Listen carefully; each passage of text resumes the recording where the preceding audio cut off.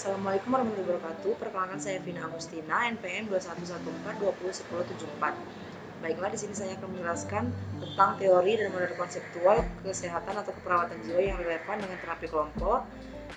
Dan saya akan menjelaskan lebih detail tentang model konseptual Gerard Kaplan. Model konseptual Gerard Kaplan ini berfokus pada lingkungan fisik dan situasi sosial yang dapat menimbulkan stres dan mencetuskan gangguan jiwa. Dalam buku Principle of Preventive Psychiatry, Kaplan meyakini bahwa konsep pencegahan primer, sekunder, dan tersier sangat penting untuk mencegah timbulnya gangguan jiwa. Situasi sosial yang dapat menimbulkan gangguan jiwa adalah kemiskinan, tingkat pendidikan yang rendah, kurangnya support system, dan coping mekanisme yang maladaptif.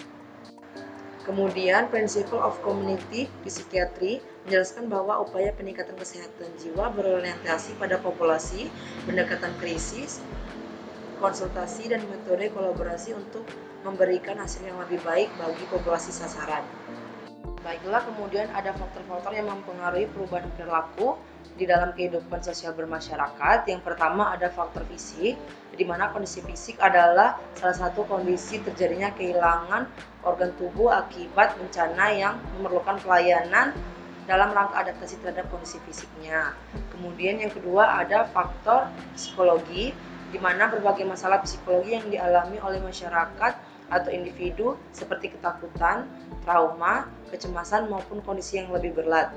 Kemudian yang ketiga ada faktor sosial, yaitu di mana seseorang akan mengalami keadaan duka dan konflik berkepanjangan seperti kehilangan keluarga yang dicintai, kehilangan pekerjaan, tempat tinggal, dan harta benda akibat musibah yang melanda.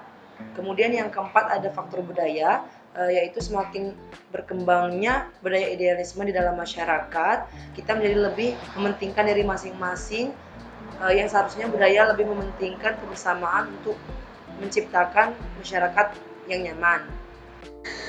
Dan yang terakhir ada faktor spiritual, yaitu di mana nilai-nilai agama yang terlalu kuat di dalam masyarakat dapat menimbulkan diskriminasi terhadap agama minoritas. Kemudian ada peran terapis dan peran klien dalam model terapi ini, yaitu peran terapis di sini. Yang pertama, terapis menggali sistem sosial pasien, dan terapis mengunjungi pasien di masyarakat dengan penyuluhan terhadap kelompok masyarakat dan konseling.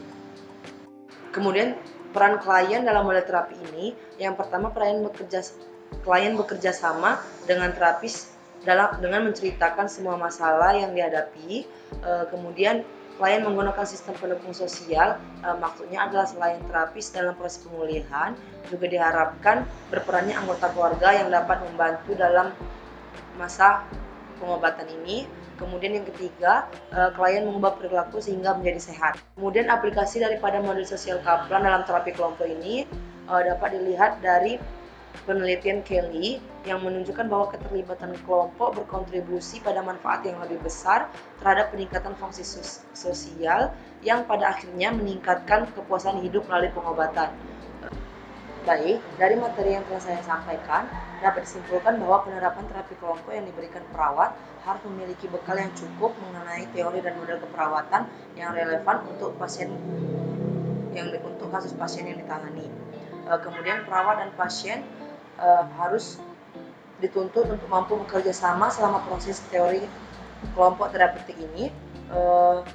Kemudian teori dan model keperawatan sangat membantu dalam pelaksanaan terapi kelompok. Seperti pada tahap awal, perawat mampu menggali kesamaan permasalahan apa yang terjadi pada individu untuk membentuk kelompok.